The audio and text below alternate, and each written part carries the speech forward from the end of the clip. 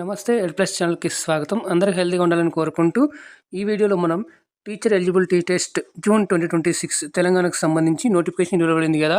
So అందుకు సంబంధించి ఇంకెవరైనా అప్లై చేసుకోకున్నట్లయితే కనుక మీరు ఏప్రిల్ 30, 2026లోగా ఆన్లైన్లో అప్లై చేసుకోవాల్సి ఉంటుంది.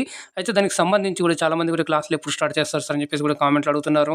అలాగే కూడా ఫోన్లో అలాగైతే వస్తున్నాయి కాబట్టి దానికి సంబంధించి ఇక మనం మళ్ళీ పునఃప్రారంభం చేసుకుందామని చెప్పేసి నేను తెలియజేసుకుంటూ ఈరోజు మీకు ఈ వీడియోలో అసలు తెలంగాణ టెట్లో మనకు హిందీ ఎన్ని మార్కులు ఉంటుంది అనేటువంటిది సిలబస్ కూడా డిస్కస్ చేద్దాం. దాంతోపాటుగా ఈరోజు కొన్ని క్వశ్చన్స్ కూడా మీ ముందుకు తీసుకొని రావడం జరిగింది. ఆ క్వశ్చన్స్ కూడా డిస్కస్ చేద్దాం.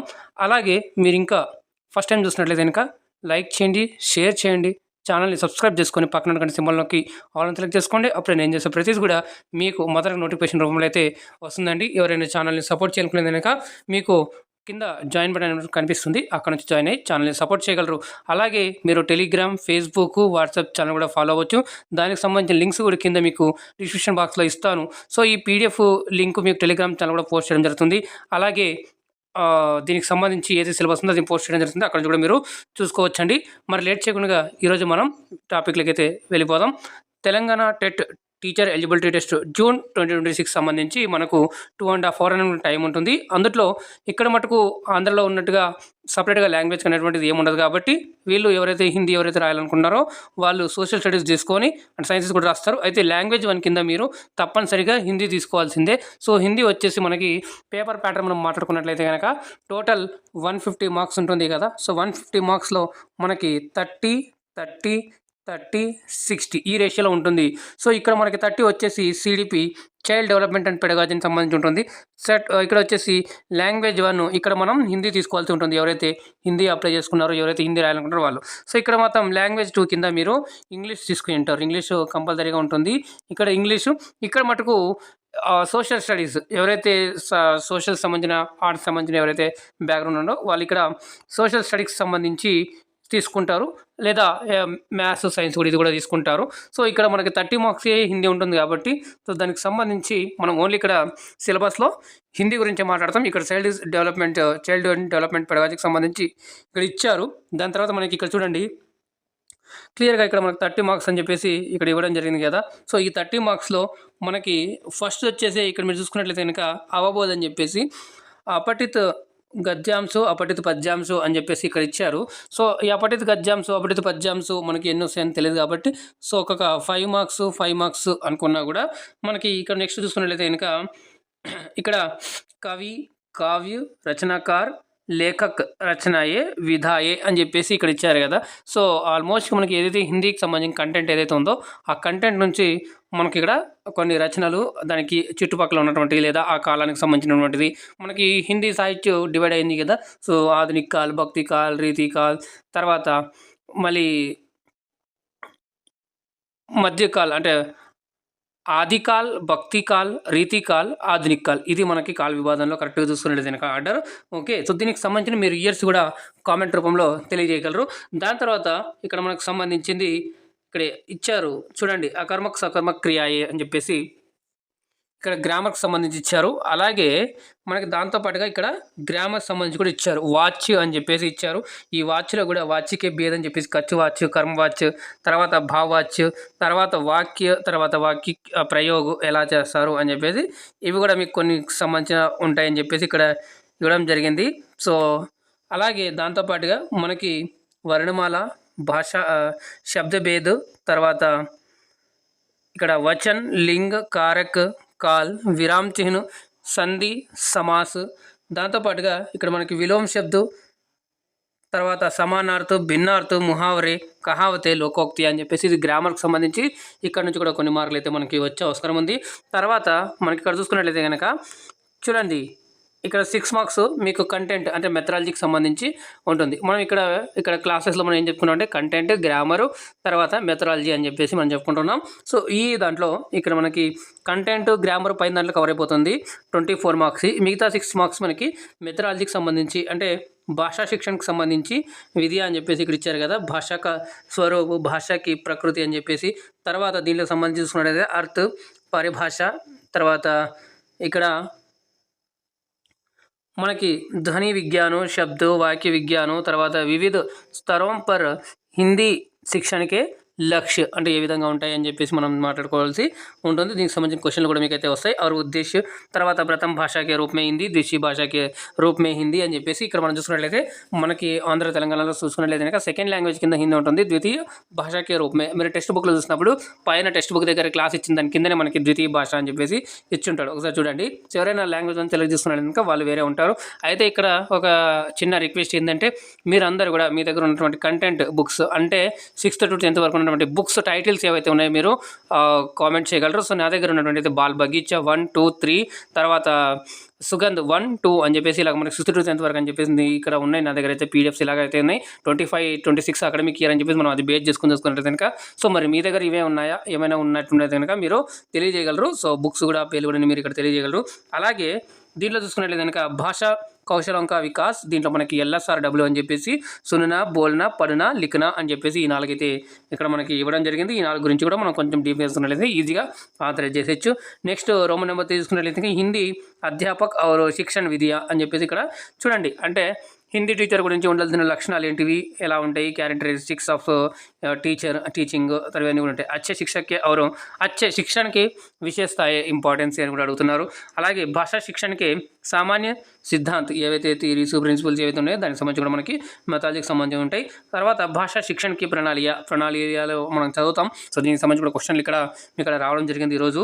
నెక్స్ట్ భాషా శిక్షణకి పద్ధతియ ఇక్కడ మనకి ఇక్కడ ఇచ్చారు చూడండి. ప్రత్యక్ష, పరోక్ష, ఖేలు, మాంటెసరీ, తర్వాత ఆగమను, తర్వాత నిర్దేశిత, ఇక్కడ మనకి స్వాధ్యాయ్, తర్వాత డాస్టన్ పద్ధతి, తర్వాత ప్రయోజన ప్రశ్నావళి, ఆగమన్ పద్ధతి, నిగమన్ పద్ధతి, క్రియాత్మక్, తర్వాత సూక్ష్మ శిక్షణ అని చెప్పేసి ఇవన్నీ కూడా మనకి టాపిక్స్ ఇందులో కవర్ చేస్తారు.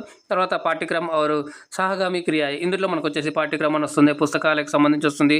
తర్వాత పాఠ్య పుస్తక టెక్స్ట్ బుక్స్ సంబంధించి కూడా మనకు వస్తాయి. తర్వాత దృశ్య శ్రవ్య ఉపకరణ టూల్స్, టీచింగ్ ఎయిడ్స్ మనం TLM అని చెప్పేసి టీచింగ్ లెర్నింగ్ మెటీరియల్ దీంట్లో మనం చూసుకున్నట్లయితే కనుక శిక్షణ ఉపకరణ అని చెప్పేసి టూల్స్ సంబంధించి మనం చదువుతాం.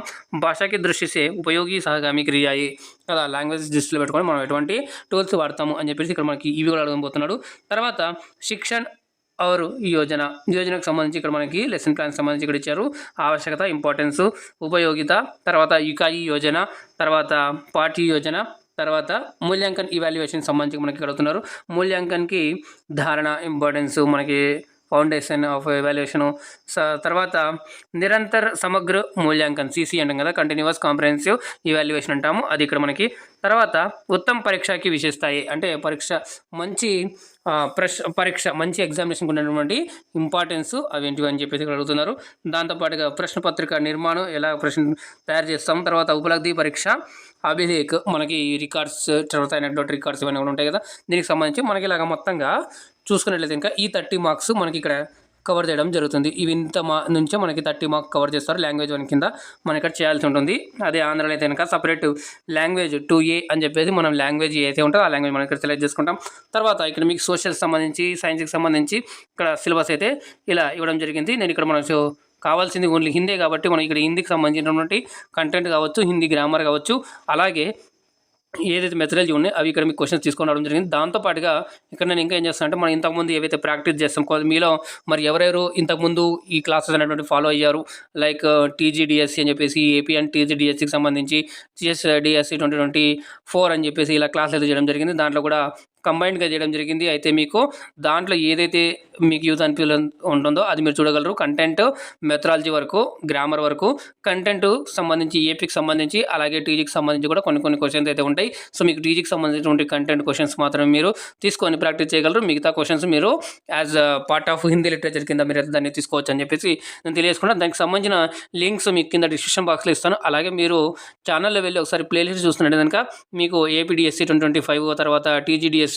2024, తర్వాత AP and TGDSC 2024, DSC 2024 classes అని చెప్పేసి ఇలా చాలా ఉన్నాయి. టెట్కి సంబంధించి, AP టెట్కి సంబంధించి మీరు అక్కడ నుంచి అంటే మనకు కావాల్సింది ఏంటి, క్వశ్చన్ ప్రాక్టీస్కి ఏ విధంగా క్వశ్చన్స్ వస్తాయి, గ్రామర్ సంబంధించి కావచ్చు, మెథడాలజీకి సంబంధించి కావచ్చు, ఇక కంటెంట్ విషయంలో మాత్రమే మనం ఇక్కడ ఎక్కువ ఫోకస్ చేయడం జరుగుతుంది. ఇక్కడ మీకు చెప్పాను కదా ముందే. సో మీ దగ్గర ఉన్నటువంటి అక్కడ ఉన్నటువంటి సిలబస్ ఏదైతే కంటెంట్ బాల్ బగీచా 1, 2, 3 అలాగే సుగంధ్ 1, 2 అని చెప్పేసి నేను అనుకుంటున్నాను. మరి మీకు కూడా అదే ఉన్నది, మీరు కింద కామెంట్ చేయగలరు అవే సార్ అని చెప్పేసి. సో దానికి సంబంధించి కూడా ఈరోజు క్వశ్చన్లు తీసుకోవడం జరిగింది. TGTET June 2026, Telangana teacher eligibility test June 2026, Hindi content, grammar and మెథడాలజీకి సంబంధించి ప్రాక్టీస్ సెట్ 1 సంబంధించి ఇక్కడ కొన్ని క్వశ్చన్స్ తీసుకొని రావడం జరిగింది.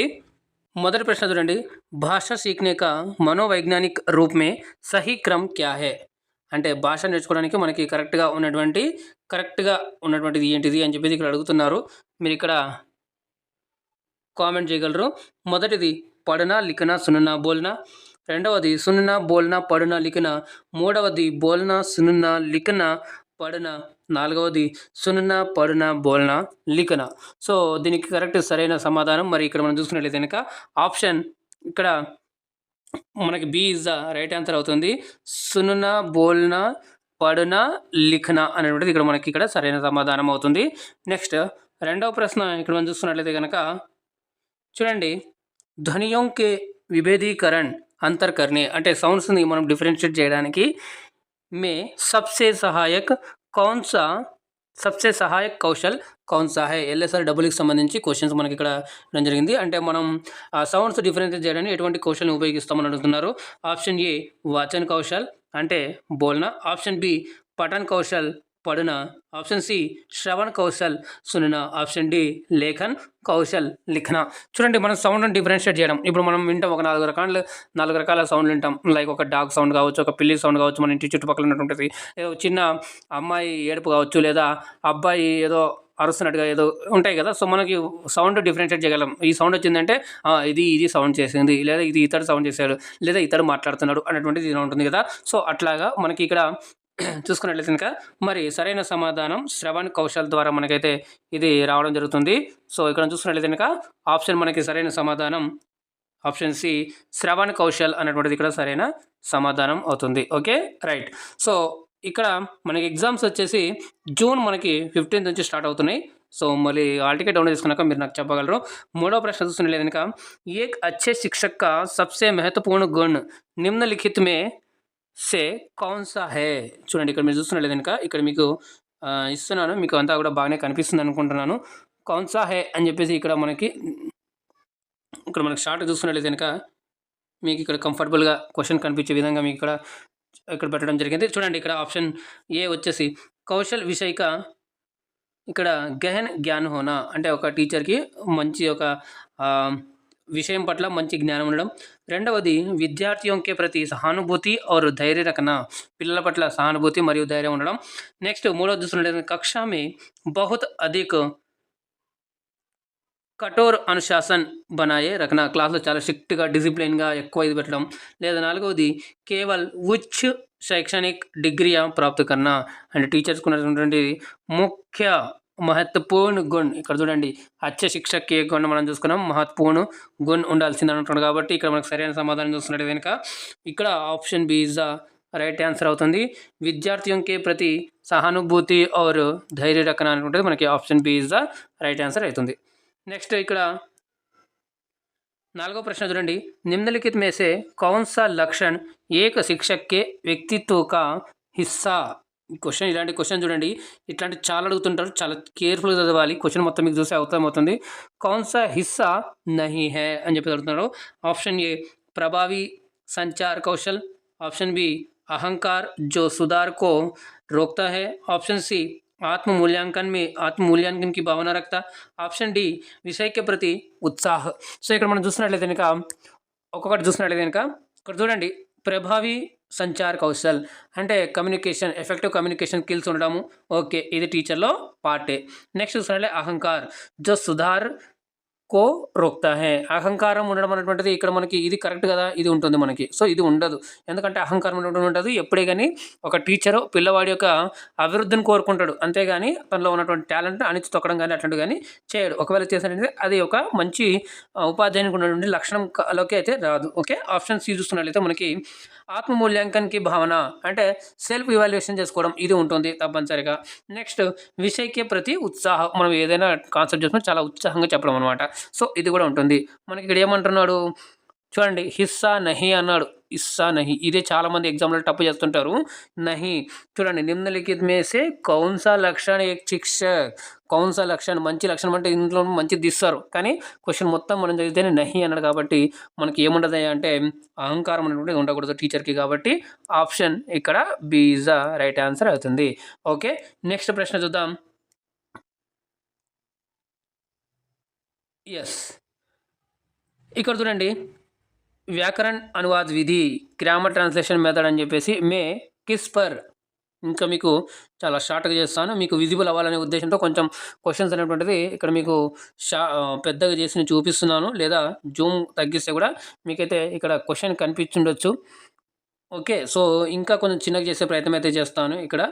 సో ఇక్కడ మీరు చూసినట్లయితే కనుక వ్యాకరణ గ్రామర్ ట్రాన్స్లేషన్ మెథడ్ మే కిస్ పర్ సబ్సే అధిక్ బల్ దియా జాతా హై, అంటే గ్రామర్ ట్రాన్స్లేషన్ మెథడ్లో ఎక్కువ దేని మీద మనం ఇక్కడ ఫోకస్ చేస్తాము, దేనికి ఎక్కువ ప్రెజర్ ఇస్తాము అని చెప్పేసి ఇక్కడ అడుగుతున్నారు. ఏంటంటే ఆప్షన్ ఏ మౌఖిక్ అభ్యాస్ పర్, మనం ఓరల్ ప్రాక్టీస్ మీద ఎక్కువ ప్రభావం చేస్తామా, ఎక్కువ ఎఫర్ట్ పెడతామా. ఆప్షన్ బి మాతృభాషకి మాధ్యం సే వ్యాకరణ సీఖనే పర్, మదర్ టంగ్ యూజ్ చేసుకొని మన గ్రామర్ నేర్చుకోవడం. ఆప్షన్ సి ప్రత్యక్ష అనుభవ పర్, అంటే డైరెక్ట్గా మనం ఎక్స్పీరియన్స్ అవుతూ నేర్చుకోవడం. ఆప్షన్ డి కేవల్ ఖేల్ ఖోద్ పర్, అంటే గేమ్స్ రూపంలోనా అని చెప్పేసి ఇక్కడ అడుగుతున్నారు. సో ఇక్కడ సరైన మనకు సమాధానం దొరికేసింది, అదేంటంటే ఆప్షన్ బి ఇక్కడ రైట్ ఆన్సర్ అవుతుంది. మాతృభాషకి మాధ్యం సే వ్యాకరణ సీఖనే పర్ అనేటువంటిది ఇక్కడ మనకి కరెక్ట్ అయిన సమాధానం. మరి ఇంకా ఇప్పటివరకు లైక్ చేయకుండా లైక్ చేయండి, షేర్ చేయండి. ఫస్ట్ టైం చూస్తున్నట్లయితే ఛానల్ని సబ్స్క్రైబ్ చేసుకొని పక్కన ఉన్న సింబల్లోకి ఆల్ అని సెలెక్ట్ చేసుకోండి. అప్పుడు నేను చేసే ప్రతిదీ కూడా మీకు మొదటగా నోటిఫికేషన్ రూపంలో అయితే వస్తూ ఉంటాయి. అలాగే ఛానల్ని కూడా సపోర్ట్ చేయనుకునే కనుక కింద మీకు జాయిన్ బటన్ కనిపిస్తుంది, అక్కడ మీరు జాయిన్ అవ్వచ్చు. అలాగే అప్డేట్స్ కోసం మీరు టెలిగ్రామ్, ఫేస్బుక్, వాట్సాప్ ఛానల్ కూడా ఫాలో అవ్వచ్చు. దానికి సంబంధించిన లింక్స్ కింద డిస్క్రిప్షన్ బాక్స్లో అయితే ఇవ్వడం జరిగింది.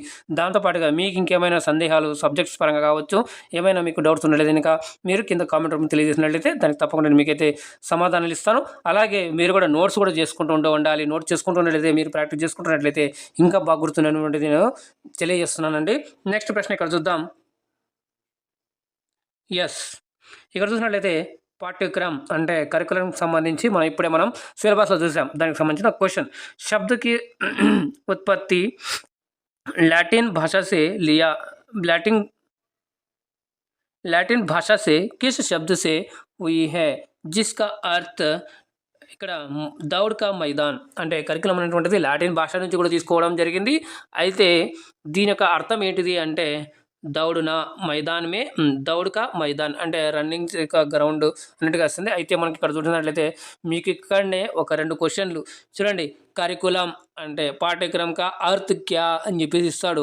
సో మీరు ఏమన్నాలి, దౌడ్ కా మైదాన్ అనేటువంటిది మీరు అర్థం చేసుకోవాలి. నెక్స్ట్ ఈ కరికులం అనేటువంటిది ఏ భాష నుంచి తీసుకోవడం జరిగిందయ్యా అని చెప్పేసి ఇంకో క్వశ్చన్ వచ్చింది అనుకోండి, లాటిన్ భాష. సో చూడండి, ఇక్కడ మనకి 2 క్వశ్చన్లు దీంట్లోనే కవర్ అయితే చేయడం జరిగింది. సో ఇక్కడ మీకు ఇక్కడ ఇది క్లోజ్ చేస్తాను, ఇప్పుడు మీకు క్లియర్గా కనిపిస్తుంది. సో ఇలాగ మీరు నోట్ చేసుకుంటూ ఉండాలి. అయితే ఈ కరికులం అనేటువంటి లాటిన్ భాషలో ఉన్నటువంటి ఏ శబ్దం నుంచి ఉద్భవించింది అని అడుగుతున్నారు. క్యూరేర్ అని చెప్పేసి అడుగుతున్నారు. నెక్స్ట్ ఇక్కడ క్లాసెస్ అని చెప్పేసి పదంతోన, నెక్స్ట్ ఇక్కడ క్యాంపస్ అనేటువంటి పదంతో వచ్చిందా. ఆప్షన్ డి కరికులం అనేటువంటి పదంతోనే వచ్చిందా అని అడుగుతున్నారు. దీనికి మీరు గుర్తుపెట్టుకోవాలి. మోస్ట్ కామన్ అండ్ పాపులర్ క్వశ్చన్లలో ఇదొకటి కూడా వస్తుంది. సో ఇక మీరు చూసినట్టు కనుక ఆప్షన్ మనకి A is the right answer అవుతుంది. క్యూరేరే అని చెప్పేసి ఏదైతే ఉంటుందో అది మనకి ఇక్కడ సరైన సమాధానం అవుతుంది. నెక్స్ట్ ప్రశ్న ఇక్కడ మీరు చూసుకున్నట్లయితే కనుక ఇక్కడ చూడండి, అమృత్ కా సహీ పర్యాయవాచి శబ్ద కౌన్సా హై. ఇక్కడ నుంచి మీకు కొంచెం జూమ్ చేస్తాను. సో ఇక్కడ ఎందుకంటే ఆప్షన్ పరంగా చాలా క్వశ్చన్ కూడా చాలా చిన్నగానే ఉంది కాబట్టి మీకు జూమ్ చేయడంతో కొంచెం ఇంకా బాగా డిస్ప్లే అయ్యే అవకాశం ఉంది కాబట్టి ఎస్ ఇప్పుడు క్లియర్ ఉందనుకుంటున్నాను.